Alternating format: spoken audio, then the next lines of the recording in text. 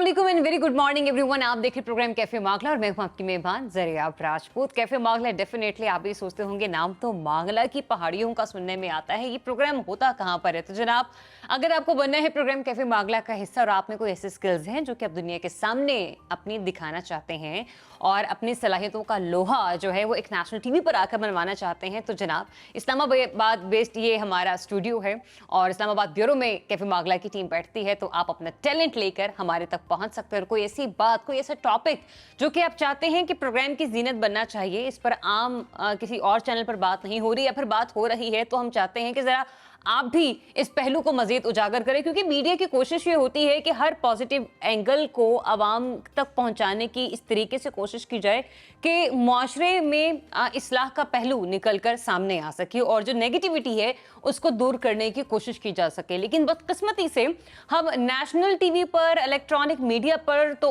उस हद तक उन चीज़ों को मोल्ड कर लेते हैं या फिर कुछ इस तरीके से मुहज़्ज़ब अल्फाजों का चुनाव करके उस चीज़ को बेहतर बनाने की कोशिश कर रहे होते हैं कि वो मैसेज जो हम कन्वे करना चाहते हैं सोसाइटी की तरफ वो डिलीवर हो जाए। लेकिन जब हम सोशल मीडिया की तरफ देखते हैं तो किसी भी चीज़ का ख्याल नहीं किया जाता। मुख्तसर सा एक छोटा सा मुहावरा है, चादर और चार दीवारी का तकद्दुस पामाल होना। तो वो ज़रूरी नहीं है कि चादर और चार दीवारी जो है वो आपके घर के दरो दीवार हैं, वो मुआशरे के दरो दीवार भी हैं, वो इखलाकियात से जुड़े दरो दीवार भी हैं, वो उस सोसाइटी में रहने वाले, उस कम्युनिटी में रहने वाले लोगों की इज्जत नफ्स के दरो दीवार भी हैं जिसका हमने ख्याल रखना है।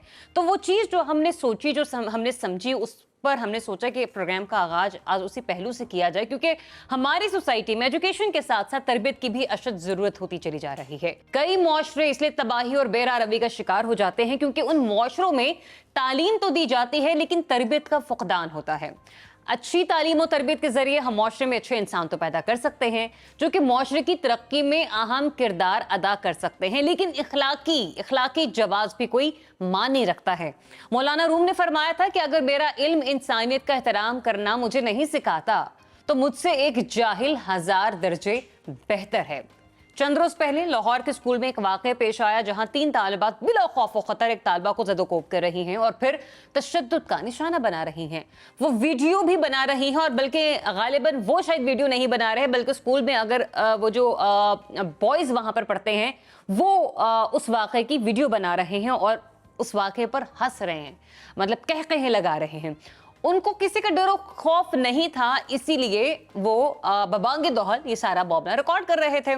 ऐसे कई वाकयात रोजाना की बुनियाद पर हमारे माशरे में रोनमा होते हैं, लेकिन कुछ वाकयात इसलिए सामने आते हैं कि उनकी वीडियोस सोशल मीडिया पर वायरल हो जाती हैं।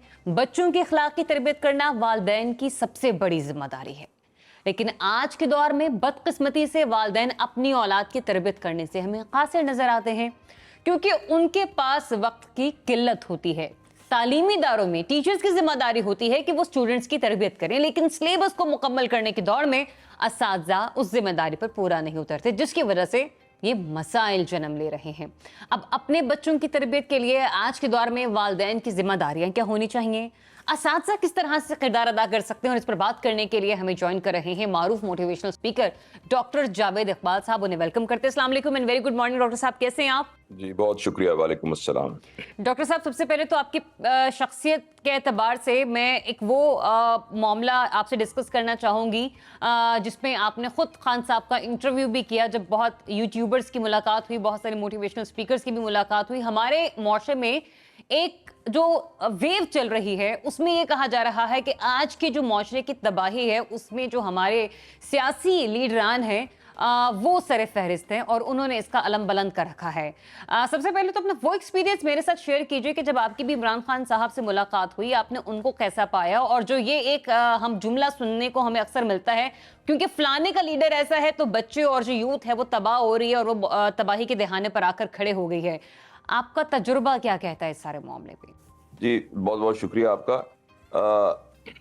देखिए, ज्यादा अहम बात जरूरी जो मैं आपसे शेयर करना चाहता हूँ वो इमरान साहब की बात बाद में बताता हूँ। जी बिल्कुल। वो ये है कि हमारे जो बच्चे हैं ना वो हमारा आईना होते हैं, और ये जो वाकया आप स्कूल का बता रही हैं ये तो अलामत है, ये बीमारी थोड़ी है। जैसे किसी को तेज बुखार हो तो वो तेज बुखार तो कोई बीमारी नहीं होती ना, उसके पीछे कोई और मर्ज होता है गहरा जिसकी वजह से बुखार होता है। तो अगर आप ये कहते हैं कि कुछ लड़के जो है वो वीडियो बना रहे थे, तो क्या कुछ अरसा पहले वीडियोस नहीं आई जो बहुत बड़े मोअज़्ज़ज़ लोगों की वीडियोस और बहुत ही वल्गर और इससे भी बिल्कुल ज्यादा बिल्कुल ऐसा ही है। तो मुझे आप ये बताएं कि जब वो एक मुआशरे के रोल मॉडल्स ये कर रहे होंगे, जिनकी तरफ देखकर बच्चों ने सीखना है, तो बच्चों से आप क्या तवक्को रखते हैं इस बात की?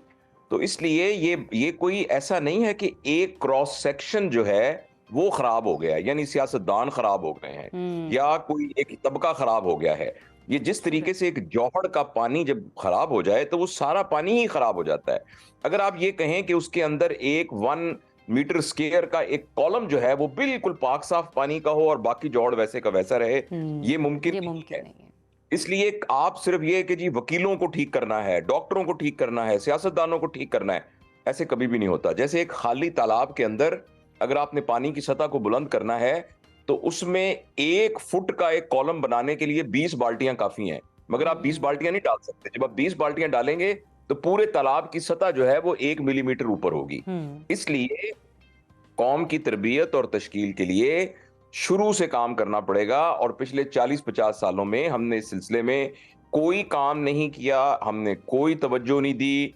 जो भी एक बच्चा आंख खोलता है किसी भी मुआशरे के अंदर, ये उसके वालिदैन की बुनियादी और उस पूरे मुआशरे की इज्तिमाई जिम्मेदारी होती है कि वो बच्चा एक मुफीद शहरी बनकर इस मुआशरे में आंख खोले और परवान चढ़े। लेकिन हमारे और इसका जो सबसे पहला इंस्टीट्यूशन होता है वो वालिदैन होते हैं बिल्कुल। और खानदान होता है। उसके बाद जो दूसरा स्टेप होता है वो तालीमी इदारे होते हैं। जो तीसरा स्टेप होता है वो बिलउमूम पूरा मुआशरा होता है।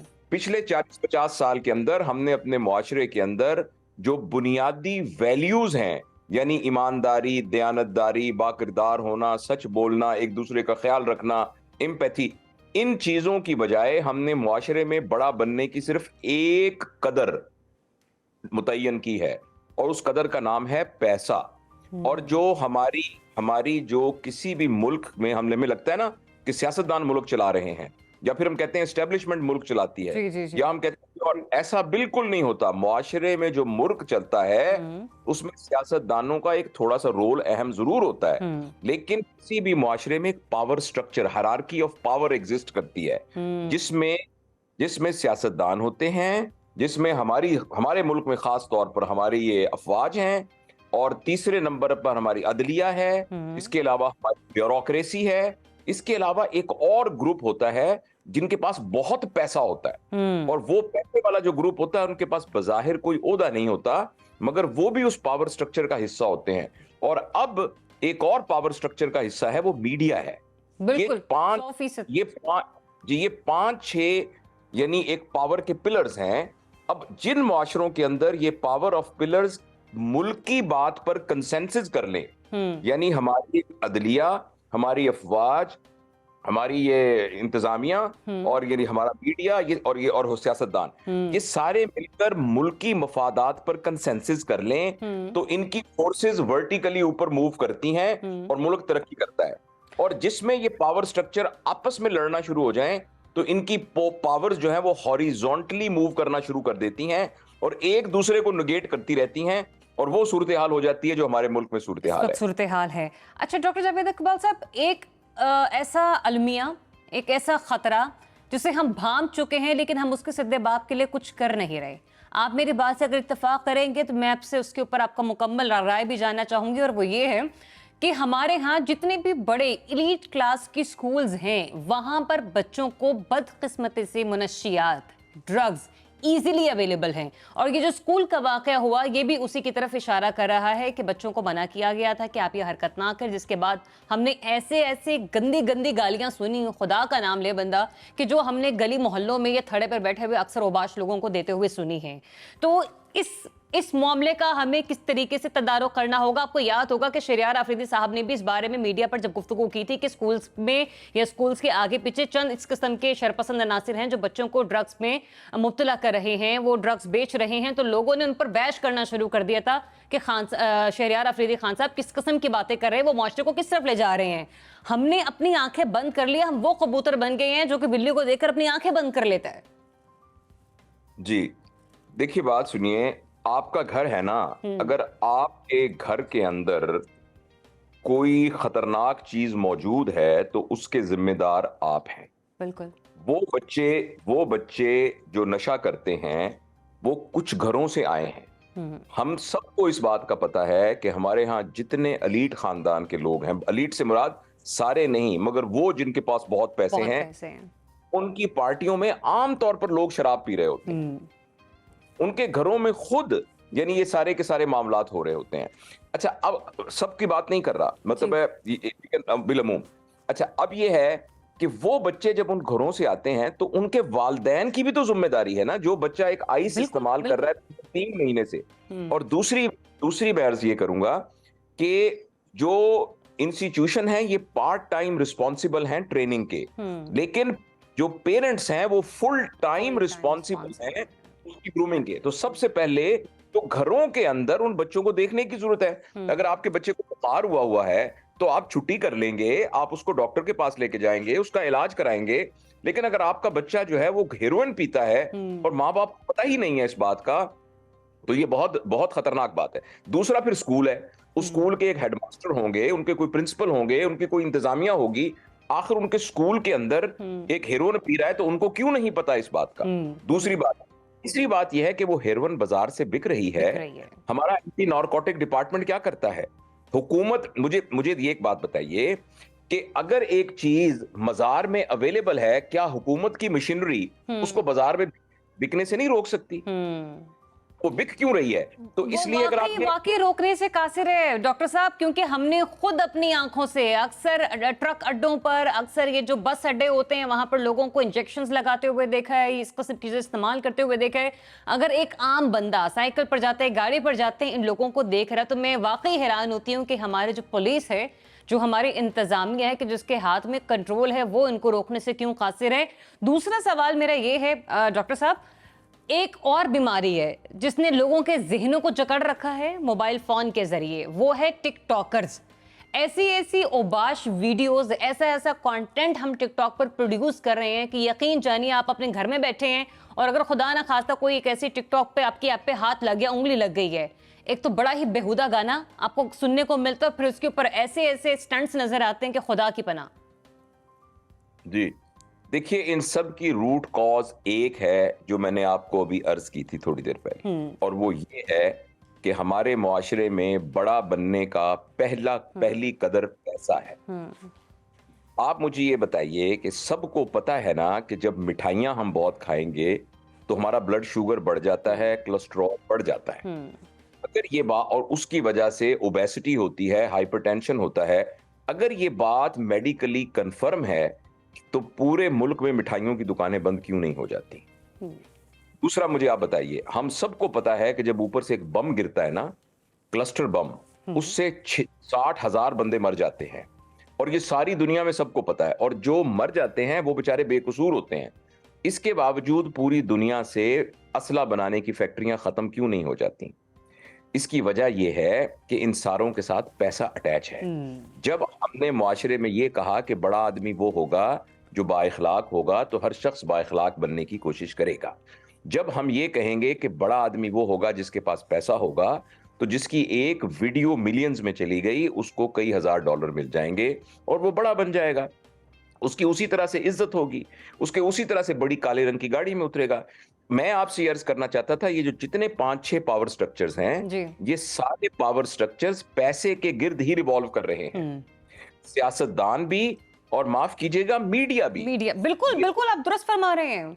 1 घंटे का प्रोग्राम जो आपके चैनल पे चलता है, वो एक्चुअली, फर्ज करें ये टॉक शो चल रहा है या फर्ज करें ड्रामा चल रहा है, एक्चुअली वो ड्रामा या टॉक शो नहीं चल रहा। ड्रामा और टॉक शो सिर्फ इश्तिहारों को चलाने का एक सहारा है। एक्चुअली जो वो 20 मिनट के इश्तिहार चल रहे हैं, वो बुनियादी पर्पस है उसके सारे करने का। और जिस तरह से, इसलिए कि पैसे की बुनियाद पर आदमी बड़ा हो रहा है। यही अंडरस्टैंडिंग जो बाकी पावर स्ट्रक्चर्स हैं उन सब के अंदर भी है। लिहाजा वो सब पावर स्ट्रक्चर के पिलर जब अपनी पॉलिसीज बनाएंगे तो वो इस बुनियाद पर नहीं बनाएंगे कि मुआशरे में बाकिरदार लोग कैसे पैदा हों, वो इस बुनियाद पर बनाएंगे कि इस मुआशरे के अंदर मेरी हैसियत पैसे की वजह से कितनी ज्यादा होगी। तो लिहाजा ये प्रॉब्लम जो है ना हमारी गुफ्तगू से सॉर्ट आउट नहीं होगा। बिल्कुल इसके बिल्कुल लिए ये आपने बिल्कुल दुरुस्त फरमाया कि हमें प्रैक्टिकल इस तरफ आना होगा। मैं प्रैक्टिकल आपसे जानना चाहती हूँ, दो पहलू मैं आपके सामने यहाँ पर रखूंगी। अभी आपने मीडिया का यहाँ पर नाम लिया, आपने जिस तरफ इशारा दिया वो इलेक्ट्रॉनिक मीडिया था। मैं आपकी तवज्जो जरा ट्विटर की तरफ ले जाना चाहूंगी डॉक्टर साहब। वहां पर ऐसे ऐसे हमारे सीनियर तरीन रिपोर्टर्स हजरात या ब्यूरो चीफ हजरात या फिर यूं कह लीजिए कि तज्जियाकार हजरात मौजूद हैं कि जो कि टीवी पर बैठकर जब तज्जिया और तबसरा देख रहे हैं तो वो मौशरती पहलू और मुहज़्ज़िब अंदाज में गुफ्तगू करते हुए हमें नजर आने, सिर्फ अल्फाज को चुनाव तंजिया जुमलों में कर लेते हैं। लेकिन जब वो ट्विटर पर ट्वीट दागते हैं तो वो इस बात को छोड़ देते हैं कि वो लिखने क्या जा रहे हैं। अभी भी इस प्रोग्राम में आने से पहले मैं चंद एक ट्वीट्स देख रही थी कुछ चंद सहाफ़ी हजरात की। यकीन जानिए ऐसे ऐसे ज़ुमानी अल्फाज, ऐसे ऐसे घटिया किस्म के अल्फाज जो है वो ट्वीट किए जाते हैं कि जब हम देखते हैं कि फलाना सीनियर लीडर, फलानी पार्टी का सीनियर लीडर जो है वो उनको फॉलो कर रहा है, तो बताइए हम किस तरह से इस चीज़ का खात्मा करेंगे जो आने वाली फसल, आने वाली नस्ल को तबाह कर रही है। जी बेटा, एक दफा मैं एक टीवी के टॉक शो में, मुझे उन्होंने इनवाइट किया स्टूडियो में। वहाँ कुछ सियासतदान भी आपस में बैठे हुए थे और उससे मुतल्लिका एक मौजू पर उन्होंने मुझसे भी बात की थी। ठीक। तो उस टॉक शो के दौरान मुझे ऐसे लगा कि ये दोनों जो हैं एक दूसरे का गिरबान पकड़ लेंगे और एक दूसरे को बहुत ज्यादा ज़ुदोकूब करेंगे और गालियां देंगे। लेकिन आप यकीन करें, जूं ही प्रोग्राम खत्म हुआ, दोनों ने एक दूसरे पर हाथ मार मार के हंसना शुरू कर दिया। मैं दोनों ने 100% सिगरेट मुत्तफिक हूँ आपकी इस बात से। और उसके बाद हंस हंस के ना उन्होंने ये डिस्कस करना शुरू कर दिया कि फलां जगह पर यार जो मैंने प्लॉट लिया था ना, भाई उधर तो बड़ी जबरदस्त है और वो है। मैं आपसे अर्ज करना चाहता हूं, ये एक ना मासूम अवाम की आंखों में ना एक धूल झोंकना है। आपने जैसे रेसलर्स नहीं देखे होते, जी जी रेसलर्स जी। ये जो होते हैं, ये जो टीवी पे ड्रामे, वो एक दूसरे को कैसे मार रहे होते हैं। जब वो शो खत्म होता है तो एक ही बस में बैठ के होटल में चले जाते हैं और रात को बैठ के वहां इकट्ठे जो है वो खाना खाते हैं। तो इसलिए ये जो आपको ट्विटर शूटर पे लग रहा है ना, ये सारी ना एक पैसे के गिर्द, रैंकिंग के गिर्द, एक मिसमराइज, एक तमाशा जैसे होता है ना, डुगडुगी बजा के आप मजमे को इकट्ठा करते हैं। इसलिए अब मुआशरे की किस किस बात का आप रोना रोएंगे। लिहाजा हम असल बात की तरफ आते हैं। बेटा छोड़ो, ये जी तो जी हर जी। जगह पर ये बात होती रहती है। असल बात ये है कि ये एक बंजर जमीन बन चुकी है, बांझ जमीन बन चुकी है। बंजर जमीन के अंदर शुरू से हल चलाना पड़ेगा। आप उस बंजर जमीन के में एक गमला लगा के कहें कि मैंने गुलाब लगा लिए हैं, तो ये आंखों में धूल झोंकना होगा। अल्लाह करे कि हमारे इन्हीं पावर स्ट्रक्चर्स में से ऊपर से कुछ लोग आए। अगर मुझे कोई इख्तियार देना अभी कि करो भाई मुल्क के लिए कुछ, मैं तमाम मीडिया की ऑर्गेनाइजेशंस के हेड को बुलाऊं, मैं तमाम पॉलिटिक्स के पार्टियों के हेड को बुलाऊं, मैं जुडिशरी के हेड से रिक्वेस्ट करूं, मैं आर्म फोर्सेस के हेड से रिक्वेस्ट करूं, और जो हमारे यहाँ लोग हैं जिनके पास पैसा है और वो बज़ाहिर ओहदा नहीं है लेकिन वो हमारी पूरी पावर पॉलिटिक्स के अंदर एक बहुत बड़ा रोल कंट्रीब्यूट कर रहे हैं, इन सारों को आके कहूं कि भाई आप अपने बिजनेसेस जो मर्जी कराएं, यहां बैठकर मुल्क की अगले 10 साल की एक पॉलिसी बनाएं और सारे के सारे हल्फ उठाएं कि हम इन बेसिक प्रिंसिपल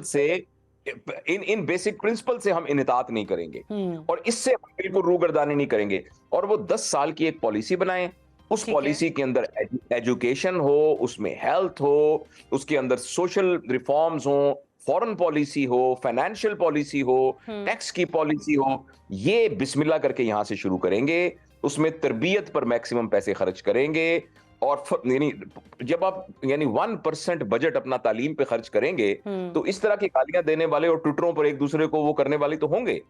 जिस तरीके से देखिए, जिस तरीके से आप क्वैक को इजाजत नहीं देते को किसी का इलाज करे, आप एक क्वैक को जर्नलिस्ट कैसे बना लेते हैं? बिल्कुल बिल्कुल 100% जर्नलिस्ट बनाने की भी तो कोई क्रेडेंशियल्स होती है ना, क्रेडेंशियल्स होनी चाहिए, बिल्कुल कोई क्रेडिबिलिटी होनी चाहिए। तो मुख्तसर यही बात है बेटा। ये बार बार ना हमें बीटिंग द बुश करने की बजाय, ये अगर हो सकता है तो हो जाएगा, नहीं होगा तो ये नविश्ता दीवार है कि क्या होने वाला है।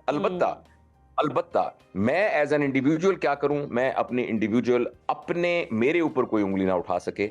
मेरे दायरा असर में जो लोग हैं, मेरी बीवी, मेरे बच्चे, या कहीं मैं काम करता हूं तो मेरे जो जितने भी हैं मेरे कोलीग्स, मैं उनके ऊपर मेहनत करके एक छोटे यूनिट को बहरहाल मैं सिक होने से बचा लूं, जैसा कि प्राइवेट सेक्टर में होता है। आजकल कुछ चंद मोटिवेशनल स्पीकर्स जो हैं वो यूथ को कुछ मजीद अंदाज में सब्ज बाग दिखा रहे हैं कि जिस तरफ भी मुआशरा जो है कहीं ना कहीं परेशानी की तरफ जा मैं रहा है? ऐसा नहीं, सॉरी मैं इस तरह की बात कोई नहीं करूंगा, क्योंकि मुझे किसी के दिल का पता नहीं है। हमें किसी की नीयत के बारे में हम कुछ कह ही नहीं ठीक सकते, है। नीयतें सिर्फ अल्लाह जानता है। मैं सिर्फ ये अर्ज करना चाहता हूं कि इस वक्त हमारी कौम को मोटिवेशन से ज्यादा कैपेसिटी बिल्डिंग की जरूरत है। ठीक। हम तो हमारी कैपेसिटी बिल्डिंग नहीं है। जब तक कैपेसिटी बिल्डिंग ना हो, मोटिवेशन एक खतरनाक चीज है। और ये इतनी खतरनाक, देखे ना, आप एक बंदे को जिसकी टांगे नहीं है, आप उसको 100 मीटर रेस के ऊपर दौड़ाना चाह रहे हैं।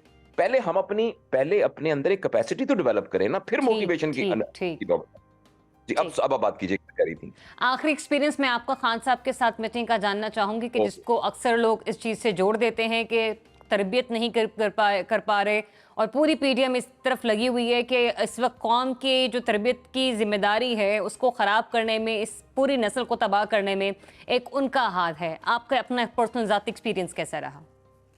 देखिए, कोई एक फैक्टर कौमों को तबाह नहीं किया करता, एक फैक्टर कौमों को तबाह नहीं किया करता। मल्टीपल फैक्टर्स होते हैं जो कौमों को तबाह करते हैं। मैं जब उनसे जितनी दफ़ा भी मिला हूं, मैंने उनको गुफ्तगू में बहुत बाइखलाक पाया है। 2-3 दफ़ा मिला हूं, और वो बहुत अच्छी गुफ्तगू करते हैं, वो बहुत नफीस गुफ्तगू करते हैं। लेकिन यह है कि हर शख्स, मैं भी और अल्लाह के नबी के अलावा जितने भी शख्स इस दुनिया के अंदर मौजूद हैं, वो जितने भी अच्छे हों, उनको मजीद अच्छा होने की गुंजाइश हमेशा मौजूद है। और हर शख्स को, और अक्लमंद आदमी वो होता है कि जो हमेशा रिफ्लेक्ट करता रहे और देखता रहे कि मैं अपनी जिंदगी में क्या और तब्दीली लाऊं जिससे मैं ज्यादा मुफीद हो जाऊं। अब ये बात मेरे लिए भी एप्लीकेबल है ज़रियाब, आपके लिए भी एप्लीकेबल है, बिल्कुल 100%। और इमरान खान साहब के ऊपर भी एप्लीकेबल है। Thank you so much sir, बहुत शुक्रिया आपका। डॉक्टर जावेद इकबाल Thank साहब हमारे साथ गुफ्तगू कर रहे थे, और बहुत सारे ऐसे इखलाकी और माशरती पहलू जिनका उन्होंने अहाता किया और जिन पर बात करना बहुत ज़्यादा ज़रूरी हो चुका था, क्योंकि ये एक ऐसी चीज़ें हैं, आप लोग भी समझ रहे होंगे कि ये सोसाइटी वाला वाक़या, सॉरी ये डिफेंस स्कूल वाला वाक़या तो चंद रोज़ पहले हुआ था। हम इस पर अब क्यों गुफ्तगू कर रहे हैं? क्योंकि कुछ चीज़ें ऐसी होती हैं कि जो वाक़यात हो जाते हैं लेकिन उनके ज़ख्म जो है ना रिश्ते रहते हैं, तकलीफ़ आपको देते रहते हैं। अगर उनका कला कमा ना किया जाए तो वो आपको आगे चलकर बहुत बड़ी परेशानी का शिकार जो है वो कर देते हैं। तो हमें उन चीज़ों को ख़त्म करना होगा। हमारी कोशिश होगी हमारे आने वाले प्रोग्राम्स में हम सोशल मीडिया पर चलने वाला कंटेंट और ट्वीट्स को अपने प्रोग्राम में इस तरीके से हाईलाइट करें कि आप लोगों से भी हम राय ले सकें, और चंद उन्हीं के अपने कलीग से राय ले सकें कि क्या इन अल्फाज को सोशल मीडिया पर होना चाहिए, या क्या इन बड़ी बड़ी शख्सियात को, उस फलानी शख्सियत को फॉलो करना चाहिए। अगर हमने यहीं से कांट छांट का सिलसिला शुरू कर दिया ना, डूज एंड डॉन्स हमने अपने लिखना या बनाना या क्रिएट करना शुरू कर दिया, तो यकीन कीजिए हम माशरे में एक बहुत अच्छा किरदार अदा कर सकते हैं। और मैं सेगमेंट की क्लोजिंग पर, एक ब्रेक पर जाने से पहले एक छोटी सी एडवाइस के साथ आपको ये कहूँगी कि अगर हमारे अपने सहाफ़ी हजरात भी टीवी पर बोलते हुए अल्फाज का चुनाव अगर महज़ब अंदाज से कर लेते हैं, और अगर कोई सियासतदान जब गालम गलोच पर उतर आता है तो ये कहते हैं कि ना करे सर जी, ना करे वरना मैं ब्रेक पर चला जाऊंगा, क्योंकि उन्हें अपने प्रोग्राम बंद करने का जो होता है वो एक खौफ होता है, एक डर होता है कि क्या कैमरा की तरफ से कतगन ना आ जाए या हमें जुर्माना ना हो जाए। तो यकीन जानिए सोशल मीडिया पर भी इस किस्म के जुर्माने होने चाहिए। इन लोगों की ज़बानें या इन लोगों के हाथ, इन लोगों के कलम वहाँ पर भी रुकने चाहिए जब ये गंदे और गलीज़ किस्म की ज़बान का इस्तेमाल कर रहे होते हैं। एक छोटी सी ब्रेक लेते हैं, ब्रेक के बाद वापस आते हैं कुछ मज़ीद मेहमानों के साथ, कुछ मज़ीद इंटरेस्टिंग टॉपिक्स के साथ। स्टे ट्यून, प्रोग्राम कैफे बात।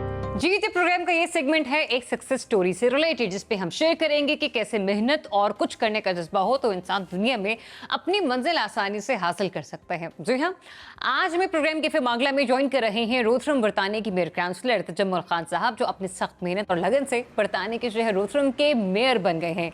तजम्मुल खान ने टैक्सी ड्राइविंग का आगाज किया, लेकिन अब 20 सालों से वो बरतानिया में अपना बिजनेस कर रहे हैं, और कम उम्र में अपनी फैमिली के साथ बरतानिया जाने वाले तजम्मुल खान साहब ने बरतानिया में ही तालीम हासिल की, फिर शेफील्ड होम यूनिवर्सिटी से बिजनेस और IT में डिग्री हासिल की, जिसके बाद मुख्तलिफ इदारों में जॉब सी, और फिर रोथरम के मेयर तजम्मुल खान साहब बन गए आज कैफे मांगला के मेहमान। अस्सलाम वालेकुम and very good morning sir, कैसे हैं आप? जी वालेकुम सलाम, अल्लाह का शुक्र, आप सुनाएं? ठीक है, बिल्कुल ठीक ठाक।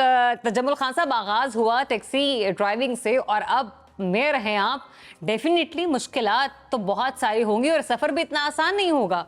जाहिर बात है जी, कोई भी आप जिंदगी में अगर कोई भी आप करियर पाथ चूज करती हैं या करते हैं तो माशाल्लाह मुश्किलात ही होती हैं, लेकिन मैं समझता हूँ कि मेहनत और अपनी मंजिल पे नज़र या एक ईमानदारी से काम जारी रखना एक बहुत बड़ी बात है।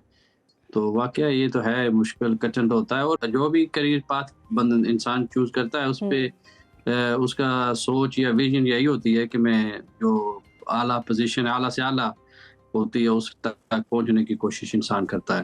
बिल्कुल, अच्छे से अच्छा मिलना हर किसी इंसान की ख्वाहिश होती है। तो मुझे ये बताइए कि जब भी हमारे वहाँ पर यंगस्टर्स जाते हैं स्टडीज़ वीज़ा के लिए, तो पार्ट टाइम जॉब्स कर रहे होते हैं। उस जॉब को करते वक़्त उसमें से मैंने अक्सर लोगों को कहते हुए सुना है कि टैक्सी ड्राइविंग का जो शोबा है, इसमें भी ज़रा आपको एक अच्छी हैंडसम सैलरी अमाउंट मिल जाती है। स्टूडेंट्स पर्सपेक्टिव में आपको क्या लगता है, किस किस्म की जॉब सजेस्ट करेंगे आप?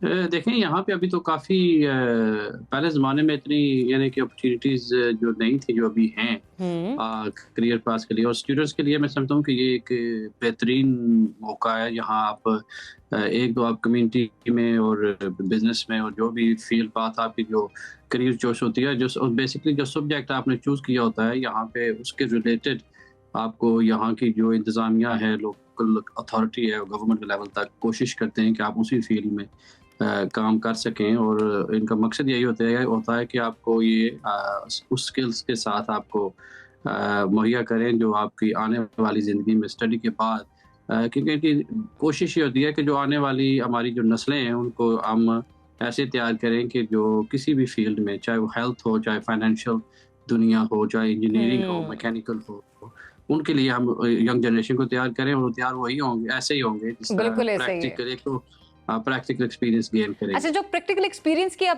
की आप बात कर रहे हैं, तो जबल साहब यहाँ पर हमने ये भी देखा है कि दुनिया में वही कौमें तरक्की याफ्ता ममालिक में शामिल होती हैं कि जो कानून की पासदारी करती हैं। आप वहाँ पर पहले आप टैक्सी ड्राइवर थे और अब आपका वहाँ पर ड्राइविंग स्कूल है जिसे आप 20 साल से चला रहे हैं। पाकिस्तान में अगर हम देखें तो आए रोज यहाँ पर लाकानूनियत के मनाजिर हमें नजर आते हैं। कब किसने सिग्नल तोड़ा, कौन सीट बेल्ट बांधे बगैर टेलीफोन पर गुफ्तगू कर रहा है और गाड़ी दौड़ाता चला जा रहा है। और यहाँ पर हमने देखा है कि जुर्माना भी बहुत कम है। वहां जब आप देखें तो आपको इतना भारी भरकम जुर्माना होता है कि आपकी 2 महीनों की तनख्वाह उसके अंदर शामिल होना शुरू हो जाती है। किस तरीके से हम पाकिस्तानियों को या फिर बाकी लोगों को जो है वो कानून की पासदारी करना सिखा सकते हैं?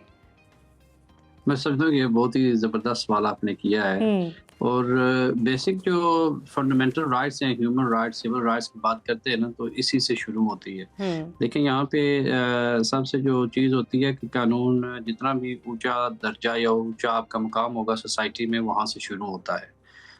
और ये बिला वजह किसी को तंग नहीं करते। अगर आप अपना लीगली आप दुरुस्त हैं, तो आपको यहाँ की कोई पुलिस या कोई अदारा कोई हाथ नहीं लगा सकता बिला वजह, क्योंकि यहाँ के कानून हैं, यहाँ पे कोर्ट्स हैं, यहाँ पे बिल्कुल, बिल्कुल। पुलिस की, और जो भी मैं समझता हूँ कि अदारा यहाँ में बाद में बनता है, इनका जो स्क्रूटनी पैनल जो है ना, जो जिसको उस अदारे को स्क्रूटनाइज किया जाता है, वो उससे पहले बना के फिर अदारे को ये तैनात करते हैं। और ये बिल्कुल आपने सही कहा है कि मैं समझता हूँ कि जो कौमें तरक्की करती हैं ना, वो कानून, और मैं समझता हूँ कि उसका जो, और ये ज़रूरी नहीं है कि कोई किसी तरीके से आपको पनिशमेंट एक डंडे से देंगे, लेकिन ये पनिशमेंट ऐसी देते हैं आपको फाइनेंशियल गेन और फ्यूचर, और फिर वो अगर आपकी एक रिकॉर्ड यहाँ पे मैं अभी ये भी आपके जो यहाँ स्टूडेंट्स आते हैं पाकिस्तान से, हमारे जी, जी। बहन भाई छोटे, मैं समझता हूँ कि उनको कोशिश करनी चाहिए कि किसी को भी ऐसा कानून ब्रेक ना करें, कि एक ऐसा स्टिग्मा लग जाता है कि जहाँ भी आप जाएंगे वो आपका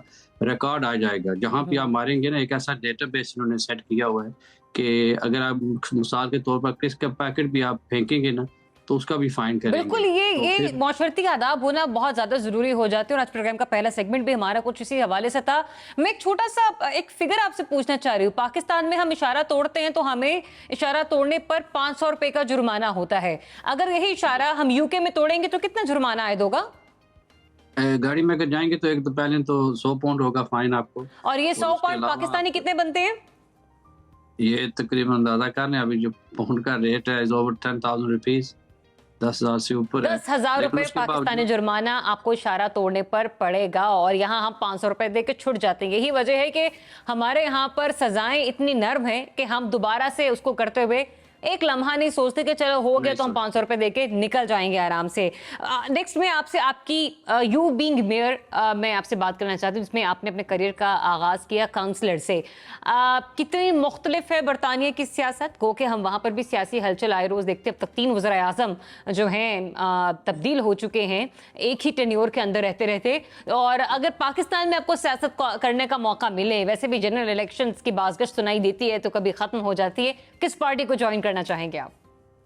देखें वो तो मुझे सोचना पड़ेगा ना कि फिर भी 3 बड़ी मकबूल पार्टियां हैं, पीटीआई, पीएमएलएन, पीपल्स पार्टी। एक आसान सा, एक मुख्तसर सा जुमला। देखें मेरा जो जुमला होगा ना आपसे इस ये होगा कि मैं पाकिस्तान की बेहतरी के लिए हम रहते बरतानिया में, मैं यकीन जानिए कि हमारे जो दिल है हमारे वहाँ पाकिस्तान के लिए धड़कते हैं। तो मैं समझता हूँ कि जो भी अभी भी जो मैं किरदार अदा कर सकता हूँ पाकिस्तान के लिए, और मैंने किया है, वहाँ से मेहमान काफ़ी आए हैं जो आज़ाद कश्मीर या पाकिस्तान से आए हैं, तो मैंने उनको बहुत ही यहाँ इज्जत दी बुला के। और मैं मकसद यही होता है कि एक्सचेंज विजिट्स करें, कि यहाँ जो हमारी लोकल डेमोक्रेसी है वो यहाँ आके हमें देखें कि हम क्या कर रहे हैं। और मैंने किया भी ऐसा ही है कि काफ़ी हमारे जो मेहमान आए उनको मैंने दिखाया, उनको टूर कराया यहाँ की जो डेमोक्रेसी है लोकल कैसे चलती है।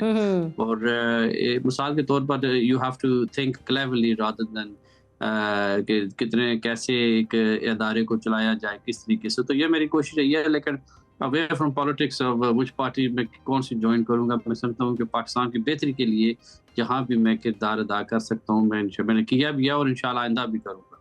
पाकिस्तानी सियासत में कदम रखे बगैर ओवरसीज पाकिस्तानी किस तरह से पाकिस्तान की खिदमत कर सकते हैं, कोई आसान सा कुलिया आपकी नज़र में?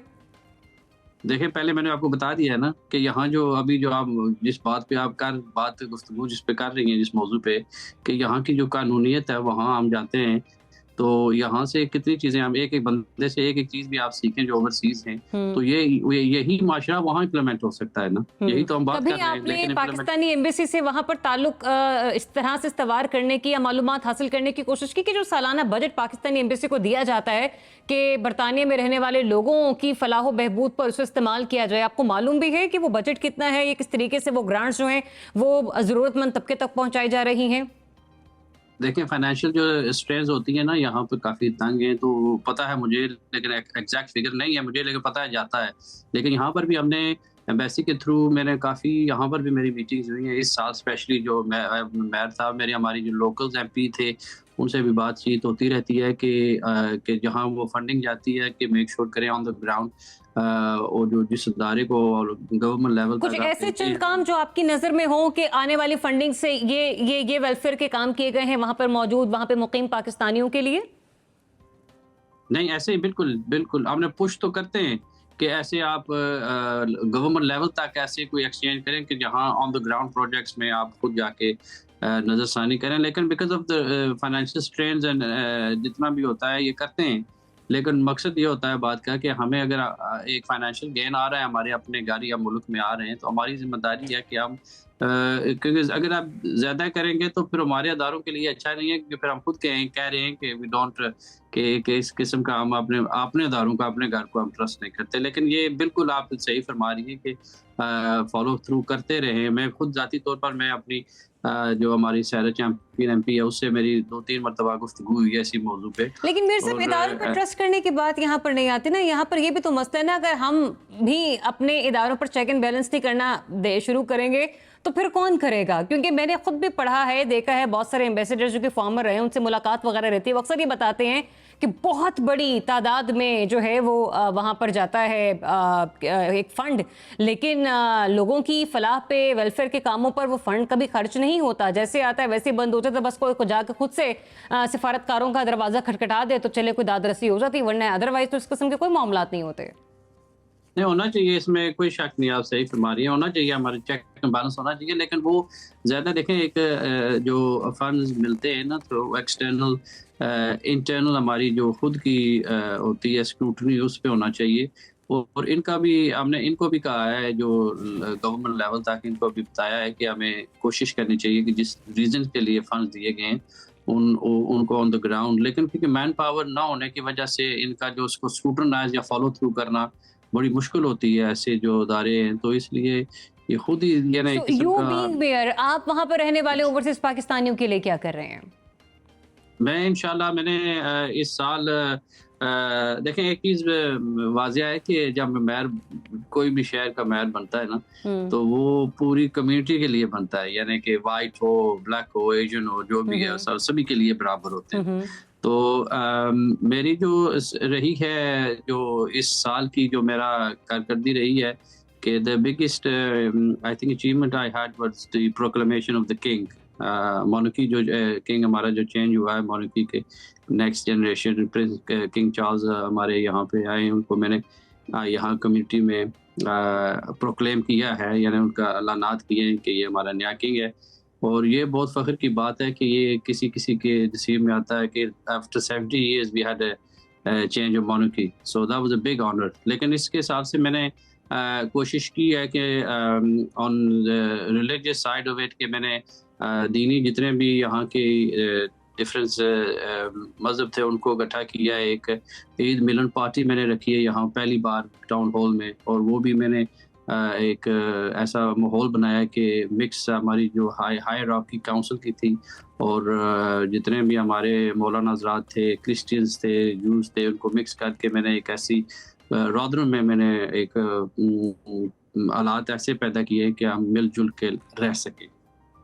सही। और क्या किसी किसी के वहाँ पे भी लोगों को मसले मसाइल होते होंगे अपनी प्रॉपर्टी से रिलेटेड या डिफरेंट मामला से रिलेटेड, यूनिवर्सिटी बेस्ड रिलेटेड या मेडिकल बेस्ड रिलेटेड, तो कभी आप तो कोई शिकायत आती है इस सिलसिले में? देखिए हमारा जो मेयर का जो रोल होता है ना, is a civil, basically is a non political role, लेकिन फिर उसके बावजूद भी आते रहे हैं। बिल्कुल आप कैसे सही कह रही हैं कि इमिग्रेशन की हमारी जो प्रोसेस है अभी, उसका जो बड़ा सबसे बड़ा जो मैं समझता हूँ कि हमारा यहाँ एक मसला है वो, क्योंकि कोविड की वजह से हमारी जो होम ऑफिस का जो अदारा है वो काफ़ी स्लो काम कर रहा है, तो लोगों के काफ़ी मसाइल हैं, एमरजेंसीज बन जाती हैं, फिर हम इंटरवीन करते हैं और हमारे जो एमपीज़ हैं उनके थ्रू हम कोशिश करते हैं कि उनकी जो प्रॉब्लम्स हैं उनको हल किया जाए। सो वो that is the biggest problem at the moment, क्योंकि एक प्रोसेस में आपने अपने सारे डॉक्यूमेंट्स भेज दिए हैं, तो आपको 1 माह 2 माह के बाद वो डॉक्यूमेंट्स चाहिए होते हैं, तो वो थोड़ा मसला बनता है उनको चेस करने के लिए। So that's one of the biggest issues that we have. तो इस मसले को हल करने के लिए क्या किया जा रहा है? जब आपको लगता है कि ये one of the biggest issue when it comes to immigration, then do you have any plan in your mind? Yes, personally ज़ाती तौर देखिए हमारी तो इतनी अथॉरिटी नहीं होती, लेकिन हमने एमपी के थ्रू होम ऑफिस को बार-बार उनसे रब्ता किया है और ईमेल और ख़त भेजे हैं उन्हें कि ये लोगों का मसला है। हमारी जो लोकल हायरार्की है जो उनसे भी हमने ये मसला उठाया हुआ है, और डायरेक्टली होम ऑफिस को भी हमने खुद भी जो है ना किया है, इसका रब्ता किया कि लोग काफ़ी तंग हैं और इसका जल्द से जल्द। तो उन्होंने एक नेशनल भी हमारे जो गवर्नमेंट है यहाँ की, उन्होंने भी इसको मेन जो स्ट्रीम न्यूज़ था उस पे भी उन्होंने वो उठाते रहते हैं कि हमारा मसला है और we are trying to recruit more people, क्योंकि प्रोसेस ऑफ कोरोना की वजह से काफ़ी स्टाफ उनकी लूज हो गई थी और they are aware of the issue and recruit कर रहे हैं। और जाहिर बात है क्योंकि इतनी सिक्योरिटी होती है कि when you working for the Home Office it takes a long time to be vetted. तो वो उनको बिल्कुल उन तक वहाँ इत्तला पहुँची है और वो उस पे काम कर रहे हैं। इंशाल्लाह मैं समझता हूँ कि बाय 5-6 मंथ्स के इस मौसम गर्मा का आने से पहले इंशाल्लाह वो हल हो जाएगी। ठीक, बहुत शुक्रिया आपका। मेहरूद फ्रॉम बरतानिया हमारे साथ मौजूद थे, गुफ्तगू कर रहे थे कि किस तरह से कौन कौन से ऐसे मसाइल हैं वहाँ पर ओवरसीज़ पाकिस्तानियों को दरपेश कि जिसको हल करने के लिए वो एम्बेसी के साथ तावन कर उनको हल करने की कोशिश कर रहे होते। कौंसलर तजम्मुल खान साहब ने हमें ज्वाइन किया। डेफिनेटली ये हम लोग जब देखते हैं कि वहाँ पर मौजूद जो हमारे ओवरसीज़ पाकिस्तानी हैं, बहुत सारे मसले मसाइल उन्हें दरपेश होते हैं। सबसे बड़ा जो मसला है वो इमिग्रेशन के पॉइंट ऑफ व्यू से होता है, या फिर अगर उन्हें कहीं नौकरी करनी होती है तो फिर आपकी इमिग्रेशन पेपर, आपके जो पेपर्स होते हैं वो आपके पास इमिग्रेशन डिपार्टमेंट के पास होते हैं, फिर उनकी वापसी का जो सफ़र है, ताकि क्योंकि जब आपने कहीं पे नौकरी करनी, वहाँ पे अपने अपना पासपोर्ट जमा करवाना है, दिखाना है, आपने अपना CNIC दिखाना है, तो कुछ चीज़ें ऐसी होती हैं जो कि आपको वहाँ पर शेयर करनी पड़ती है। तो ये वो बेसिक एक और इशू है कि जिसके ऊपर वहाँ पर जाने वाले हमारे पाकिस्तानी खासे परेशान होते। गो कि मैंने उनसे पूछा कि क्या कोई फ्रेम ऑफ वर्क उनकी तरफ से रेडी किया जा रहा है बदकिस्मती से मुझे कोई मुनासिब जवाब उस पर नहीं मिल सका। चलें कोशिश करेंगे कि जो हमारी एम्बेसी वहाँ पर काम करे उनसे जानने की हम भी कोशिश कर सकें कि जो हमारे ऐसे पाकिस्तानी वहाँ पर आते हैं और फंस जाते हैं, मुश्किलात का शिकार हो जाते हैं, क्या उनके लिए इस सिलसिले में कोई फ्रेमवर्क रेडी किया जा रहा है या नहीं। ये था आज का हमारा सेगमेंट एक सक्सेस स्टोरी के हवाले से। उनकी सक्सेस स्टोरी को जहाँ पर हमने शेयर किया वहीं पर कोशिश ये भी होगी कि लोगों के मसाइल भी हल करने की अपनी हत्तुल इम्कान हम कोशिश कर सकते। छोटी सी ब्रेक लेते हैं, ब्रेक के बाद वापस आते हैं। आपने कहीं नहीं जाना, यहीं पर बैठना है। अगर अंडा पराठा आपका रेडी है तो यहीं पर बैठे बैठे खा लीजिए, वरना अमूमन लोग इतवार के दिन पाए नहारी के नाश्ते भी करते हैं। Stay tuned, cafe Makhla.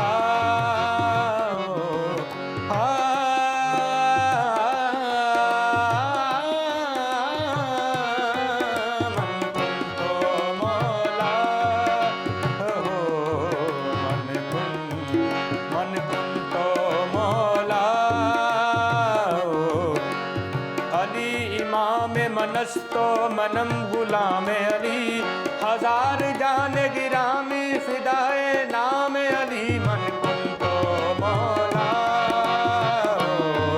मन कुन तो मौला, मन कुन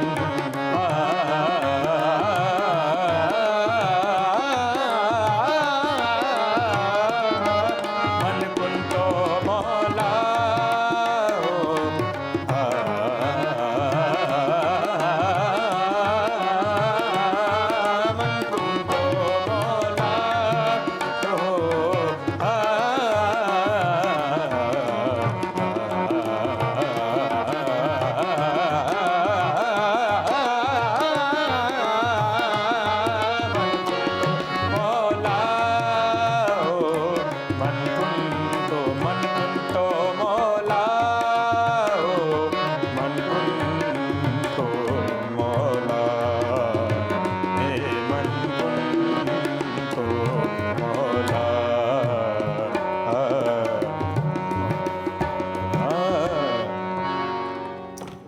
मन कुंतु मौला, ये बड़ी ही प्यारा कलाम है जिसे जब भी कोई सुनता है तो झूम उठता है। और जिस खूबसूरती से हमारे मेहमानों ने आज इस कलाम को पढ़ दिया है, आज मैं यकीन कीजिए कि खूबसूरती से जिस कदर से निखारा है ना इसे, एक तो लिखने वाले ने इसे बड़ा प्यारा लिखा, और फिर गाने वाले ने, पढ़ने वाले ने, कहने वाले ने जिस तरीके से, जिस अंदाज से बयान किया, डेफिनेटली लाइक तहसीन है। हमें प्रोग्राम में आज ज्वाइन कर रहे हैं स्पेशल सेगमेंट में अनुज बलोच, जो कि हारमोनियम प्लेयर भी हैं और साथ साथ सुर भी लगाते हैं। अस्सलाम वालेकुम एंड वेरी गुड मॉर्निंग, कैसे हैं अनुज आप? ठीक ठाक जी। और उनके साथ तबला नवाज हमें ज्वाइन कर रहे हैं नईम परवेज साहब। अस्सलाम वालेकुम एंड वेरी गुड मॉर्निंग। अनुज बहुत प्यारा बस माशाल्लाह बजाते हैं। मुझे तो ये पता चला था कि हारमोनियम प्लेयर आ रहे हैं, मुझे ये नहीं पता था कि साथ साथ एक बाकमाल सिंगर भी आ रहे हैं। कितने अरसे से आप हारमोनियम बजा रहे हैं और फिर ये कब अंदाजा हुआ कि नहीं, हाथों के साथ साथ मेरा तो गला भी बड़ा खूबसूरत सुर भी कहता है? बस ये तकरीबन 10 साल मेरी एज थी, अच्छा, तब से मैं कर रहा हूँ। तब से आप कर रहे हैं दोनों काम साथ साथ? जी जी, दोनों काम साथ साथ। सुर भी साथ ही लगाए और उंगलियों का जादू भी साथ ही जगाया। और नईम ने आपको कब से ज्वाइन किया? 3 साल हो गए। 3 साल। नईम आपने इन्हें ढूंढा या आपने इन्हें ढूंढा? दोनों ने एक दूसरे को ढूंढा। कहाँ पे ढूंढा?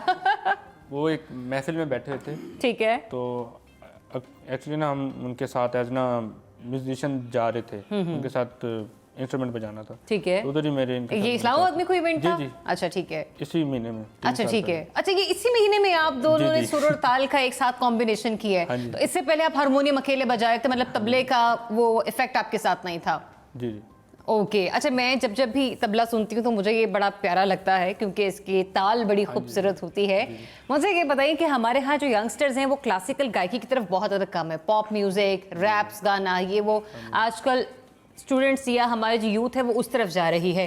क्लासिकल मौसीकी बड़ी निखरी हुई है, बड़ा सुर को पॉलिश करना पड़ता है और यहाँ से आपकी नसें सूजना शुरू हो जाती हैं। क्या होता है, किस तरीके से आप खुद को तैयार करते हैं फिर जब आपको पता है कि आज इवेंट और आज मैंने परफॉर्म करना है? बस जब इवेंट का पता चलता है तो 2-3 दिन पहले अगर पता चल गया तो फिर फौरन जल्दी जो भी अच्छा महफिलों के मुताबिक होती हैं, वो करनी पड़ती हैं।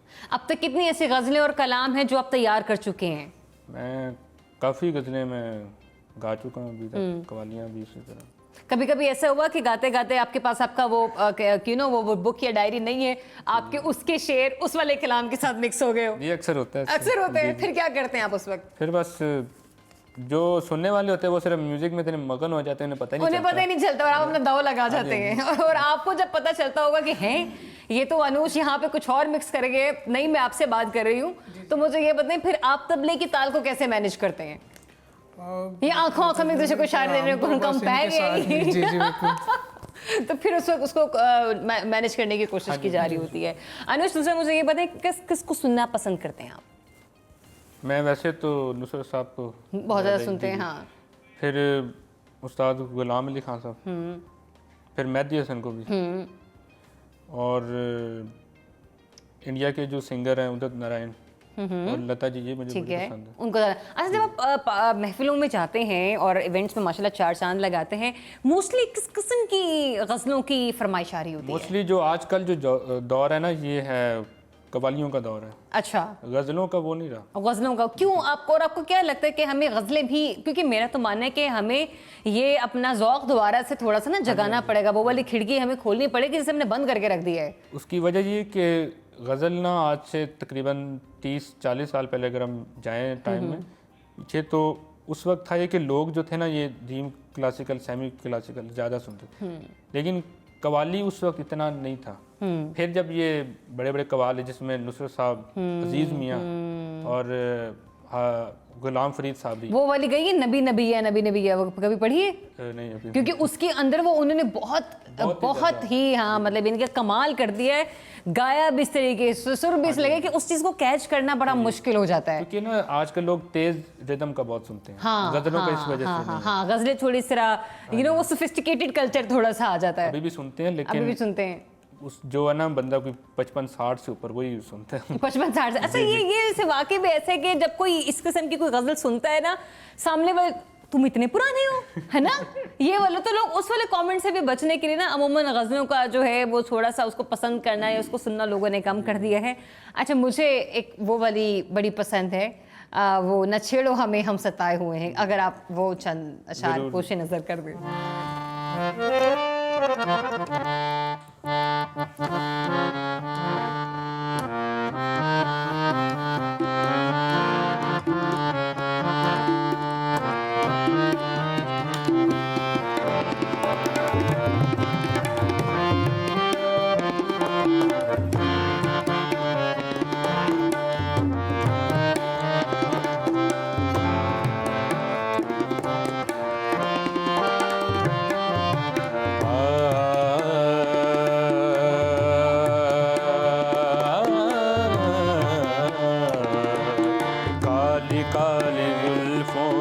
फंदे न डालो, काली काली जुल्फों के फंदे न डालो, हमें जिंदा रहने दो ऐ हुस्न वालों, काली काली जुल्फों के फंदे न डालो, हमें जिंदा रहने दो ऐ हुस्न वालों, काली काली जुल्फों के फंदे न डालो, हमें जिंदा रहने दो ऐ हुस्न वालों, ना छेड़ो हमें हम सताए हुए हैं, बहुत जख्म सीने पे खाए हुए हैं, सितमगर हो तुम खूब पहचानते हैं, तुम्हारी अदाओं को हम जानते हैं, दगाबाज हो तुम सितम ढाने वाले, फरेबे मोहब्बत में उलझाने वाले, तिरंगी कहानी तुम्ही को मुबारक, तुम्हारी जवानी तुम्ही को मुबारक, हमारी तरफ से निगाहें हटा लो, हमें जिंदा रहने दो ऐ हुस्न वालों, काली काली जुल्फों के फंदे न डालो, हमें जिंदा रहने दो ऐ हुस्न वालों, जंजीर में जुल्फों की फंस जाने को क्या कहिए, जंजीर में जुल्फों की फंस जाने को क्या कहिए, दीवाना मेरा दिल है दीवाने को क्या कहिए, काली काली जुल्फों के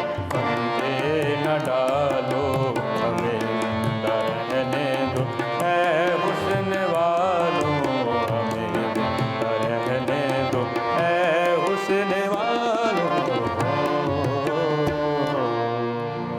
आहा, हमें जिंदा रहने दो वह हुस्न वालों। और जितनी प्यारी माशाल्लाह आप गज़ल गाते हैं, उसके बाद तो हुस्न वाले फिर यही कहेंगे कि नहीं आप मज़ीद सुनाते चले जाएं। बट एनीवेज अनुज, जब भी आप गज़ल परफॉर्म कर रहे होते हो तो आपकी जो म्यूज़िक की कनेक्टिविटी है, आप अपने लिसनर्स को भी देख रहे होते होगे, तो जिस वक्त वो इंजॉय कर रहे होते हैं, थोड़ा सा मस्ती में होते हैं, एक गज़ल गायक के लिए, एक कलाम पढ़ने वाले के लिए वो कितना मज़ेदार मोमेंट होता है?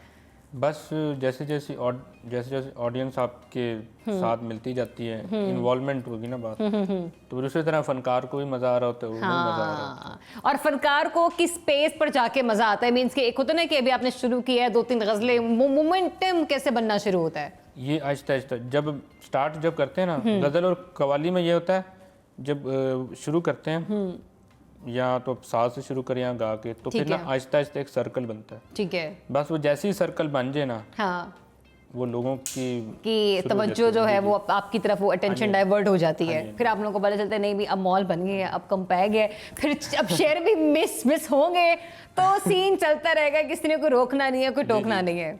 ये वाला एलिमेंट होता है। सर्दियों की शामों में अमूमन लोग कवाली रखते हैं बाहर, लॉन में, इसमें उसमें।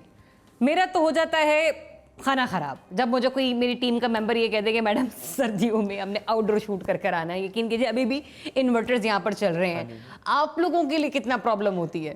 हमारे लिए क्योंकि इतनी नहीं प्रॉब्लम होती, क्योंकि हम गा रहे होते तो पसीना वैसे ही आ रहा होता है। ओह अच्छा, मतलब एनर्जी इतनी लग रही होती है कि वो आपकी पूरी मशीनरी काम कर रही होती है, तो वो आपकी एफर्ट लग रही होती है, जिसम अंदर से गर्म हो जाता है। हाँ। अच्छा, अगर कभी कभी आपको पता चले कि सुबह में कोई इवेंट है, जैसे कि हम लोग जितने भी एंकर्स हजरात हैं, स्पेशली फीमेल एंकर्स, जब भी हम लोग सुबह पता है ना मॉर्निंग शोज वाली स्पेशली, तो हम लोगों के ना मुंह डबल रोटी बने हुए होते हैं, ठीक है ना। तो उसको नॉर्मल टोन डाउन करने के लिए उसको थोड़ा सा ना हमें ब्लैक कॉफ़ी पीनी पड़ती है, ठंडा पानी मुंह पे लगाना पड़ता है कि मुंह थोड़ा सा नॉर्मल हो जाए।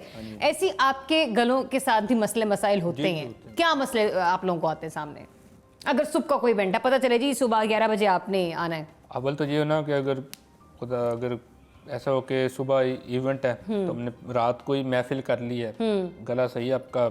अच्छा, वो रिहर्सल शर्त तो रात को ही होगी? नहीं हाँ। रात को पहले शो और अगले दिन आपने आना हो तो फिर मुश्किल होती है, लेकिन जब बंदा जोश में होता है या मगन हो जाता है फिर वो फील नहीं होती चीज़। नहीं, मेरा कहने का मतलब ये है कि अगर सुबह उठकर आप कलाम पढ़ रहे हैं, कोई गज़ल गाने का आपका इरादा है 11 बजे, ठीक है ना, क्योंकि आपको जाके सेटलमेंट करते करते चीज़ें रखते रखते भी आधा घंटा होता है, तो आपने वेन्यू पे पहुंचना कोई 1 घंटा पहले, ठीक है। तो फिर वो जो आप प्रयास करते हैं वो सब कुछ करते हैं, क्योंकि अमूमन थोड़ा सा गा गा के ना आपको वो वोकल को उस तरीके से नॉर्मल करना पड़ता है, उसमें कितना टाइम लगता है? उसमें बस 10-15 मिनट या ज़्यादा अगर आप करना चाहिए 30 मिनट बस। अच्छा, और मोस्टली जो आपने गज़लें और कलाम वगैरह पढ़े हैं, सबसे ज़्यादा सुर किसके आवाज़ को पकड़ने पे या उनके लिखे हुए कलामों पे आपको खींचने पड़ते और आप कहते हो हाय आज तो गला रह गया? ये गुलाम अली साहब। अच्छा, और वो ज़्यादा मुश्किल में डाल देते हैं? नहीं, वो मुश्किल में तो नहीं डालते, बस उनके जब ऊंचे सुर पे जाते हैं ना वो बड़ा मुश्किल होता है। मतलब ये नहीं कि कौन सा ऐसा ऊंचा सुर है जिसको लगाते हुए आपको भी काफ़ी मुश्किलात आई हो? गज़ल में एक थी वो साकी शराबला, अच्छा, तो उसमें मैंने कोशिश की लेकिन वो लग नहीं रहा था। नहीं वो थोड़ा सा टफ हो गया था आपके लिए, फिर आप लोग वहाँ पे थोड़ी सी वो मतलब यानी कि हिम्मत हार जाते हैं कि नहीं ये काम थोड़ा टफ हो इसके गया। लिए ऊंचे सुरों के लिए ना कि जितनी आप इस पे प्रैक्टिस करेंगे ना, ये लो है, ये देखिए, जो बंदा यहाँ तक अपनी आवाज़ करेगा ना तो उसकी ऑटोमेटिकली आवाज़ यहाँ तक चली जाएगी, ये इधर। ओके, तो ये जितने भी है ना सिंगर, ये पहले इधर रियाजत करते हैं, ठीक है, फिर ऊपर वो करते हैं, फिर ऊपर जाके उसमें आ जाते हैं, खुल जाते हैं, ठीक है। फिर दूसरे सुर नुसरत साहब का तो बहुत ही मुश्किल है, उन्हें गाना भी बहुत ज़्यादा मुश्किल हो जाता है। जी। हाँ, ये थोड़ा सा परेशान हो जाता है, बट एनीवेज हम आपको मजीद परेशानी में मुब्तला नहीं करेंगे क्योंकि मुझे प्रोग्राम की क्लोजिंग की जानी भी बढ़ना है। तो अब आप बताइए वो ऐसा कौन सा सुर है जो आप खुद से लगाना चाहते हैं, खुद से भी, जिसमें आपकी इच्छा शामिल हो और आपकी ख्वाहिशों को हम मद्देनज़र रखते हुए हम इस प्रोग्राम की क्लोजिंग, क्योंकि मैं नहीं क्लोज करूंगी, मेरा आने वाला हर एक फनकार, एक कलाकार, जो एक आर्टिस्ट है वो अपने कलाम से जो है वो प्रोग्राम की क्लोजिंग देता है। सस्पेंस बंद कर दें, मुझे तो बता दें क्या गाने जा रहे हैं आप। ये गज़ल है तेरे बिन नहीं लगता। ओए होए होए होए, अमेजिंग जनाब। वैसे भी सर्दियों की शाम में गज़ल सुने, इससे ज़्यादा मैं कुछ कह नहीं रही, यहीं पे लेती हूँ प्रोग्राम की क्लोजिंग। मुलाकात होगी आप लोगों से अगले हफ्ते, अपना बहुत सा ख्याल रखिए और सुनिए अनूश और नईम हमें क्या सुनाना चाह रहे हैं। स्टे ट्यून, प्रोग्राम कैफे मागला, लेकिन सोशल मीडिया पर, क्योंकि क्लिप्स अब आपको वहाँ पर मिलेंगे। मैं हूँ आपके साथ 5 दिन की छुट्टी पर।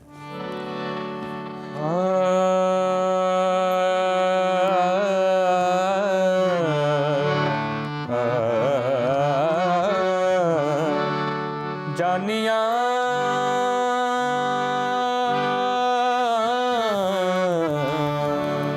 हमारे एक बड़े प्यारे भाई हैं, उनकी फरमाइश पर गा रहा हूँ।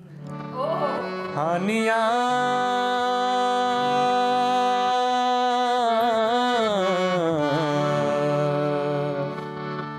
जानिया हानिया तू भी सिख कदी दुख सुख बोलना, तेरे बिन नहीं लगता दिल मेरा डोलना, तेरे बिन नहीं लगता दिल मेरा डोलना, तेरे बिन नहीं लगता दिल मेरा डोलना, तेरे बिन नहीं लगता दिल मेरा डोलना। जानिया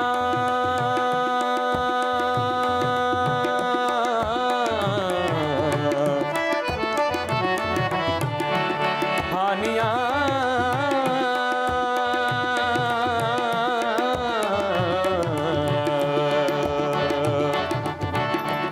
जानिया हानिया तू भी सिख कदी दुख सुख बोलना, तेरे बिन नहीं लगता दिल मेरा डोलना, तेरे बिन नहीं लगता दिल मेरा डोलना।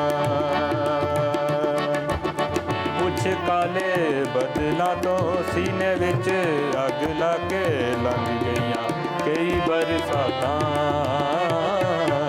कुछ काले बदला तो सीने विच अग ला के लंघ गईयां कई बरसातां।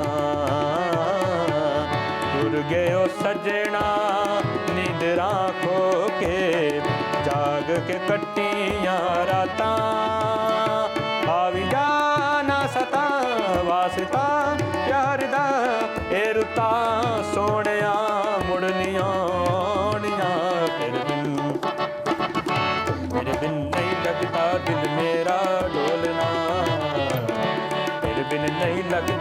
मेरा ढोलना, तेरे बिन नहीं लगता दिल मेरा ढोलना, तेरे बिन नहीं लगता दिल मेरा ढोलना।